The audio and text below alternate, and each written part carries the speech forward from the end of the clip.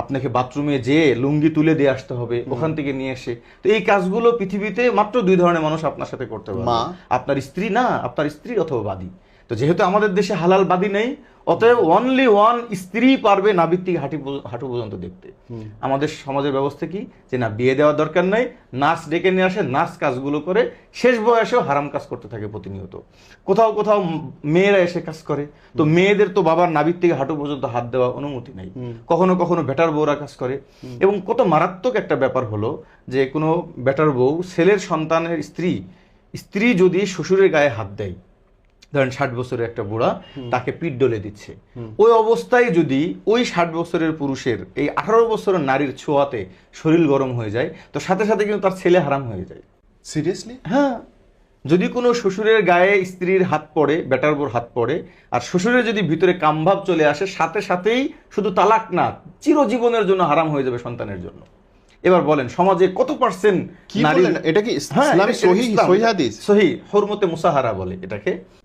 আমি আপনাকে একটা গুরুত্বপূর্ণ মাসলা আলোচনা করি, সেটা হলো যে ইসলামের একটা বিধান হলো যে যদি কোনো মেয়ের বাবার সাথে টাচ লাগে এবং সেটা কোনো কাপড় ছাড়া, এমনি টাচ লাগলো, অনেক সময় ব্লাউজে পণ্য থাকে, এখানে ধরে উঠাচ্ছে বাবার মেয়ের, অথবা কখনো ছেলের যদি মায়ের সাথে এমন ঘটে যায়, মার পাশে বসছে এক লেপের মধ্যে মানে বসে টিভি দেখতেছে, অথবা শাশুড়ির সাথে যদি কাপড় ছাড়া কোনো টাচ লেগে যায়, অথবা বেটার বোর যদি শ্বশুরের সাথে টাচ লেগে যায়, এই 4 ধরনের মানুষের কোনো একটা ঘটে গেলে সাথে সাথে ছেলের যদি টাচ লাগে বাবার সংসার হারাম। হ্যাঁ, যদি বেটার বোর টাচ লাগে তাহলে জামাইয়ের সংসার হারাম। যদি শাশুড়ির টাচ লাগে তাহলে নিজের মেয়ের সংসার হারাম। এবার বলেন যে এই যে একটা বিরুদ্ধ বাবাকে তার বেটার বউ তার মালিশ করে দিচ্ছে, টাচ লাগলেই হারাম। টাচ লেগে যদি ভিতরে কামভাব আসে, মানে টাচ লেগে ভিতরে কামভাব আসে, আসতেই পারে মানুষের মন, মানুষের মুখে বাস্তবতা, যেখানে আপনার ফ্যামিলি চলতেছে। আল্লাহ মাফ করুক, বাট ইট ইজ ট্রু, এবং আসবেই। ধরেন কথা বলছে আল্লাহ রসুল, বাবা মেয়েদের যখন বড় হয়ে যায় তাদের থেকে বিছানা আলাদা করতে বলছে। কেন করতে বলছে? কারণ আপনি পুরুষ মানুষ, আমাদের সম্পর্ক যেটা আছে রক্তীয় সম্পর্ক, এটাতে আপন জায়গায়, কিন্তু শরীর যখন শরীরের কাছে যায়, সেটা যদি হয় আপনার যেটাই হোক না কেন, শরীরের কাছে গেলেই কিন্তু শরীর কথা বলবে। ধরেন কথা বলতেছি, একজন মা, তার স্বামী 10 বছর বিদেশে আছে, সে যখন তার একটা যুবক ছেলে এসএসসি পড়ে, তাকে নিয়ে এসে এক গাড়িতে যাচ্ছে, সে ছেলে মনে কিছু নাই। আমি এই কথাটা বললেন, আমি বলতে চাই নাই কোনোদিন।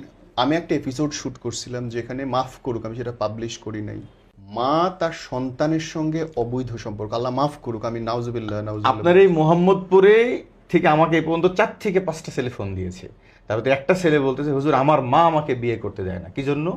বাবা মারা গিয়েছে, উনি এই সামাজিক স্ট্যাটাসের জন্য আর বিয়ে করবে না, কিন্তু আমাকে ব্যবহার করে এবং বলে তুই যদি একটা বিবাহ করিস তাহলে আমি আত্মহত্যা করবো, আমাকে বিয়ে করতে দেয় না। এই পরিমাণ নোংরামি শুরু হয়েছে। অথচ সে ছেলে বলতেছে, হুজুর আমি 3 দিনে জামাতে গিয়েছি অনেকবার, আমি জাহান্নাম থেকে বাঁচতে চাই।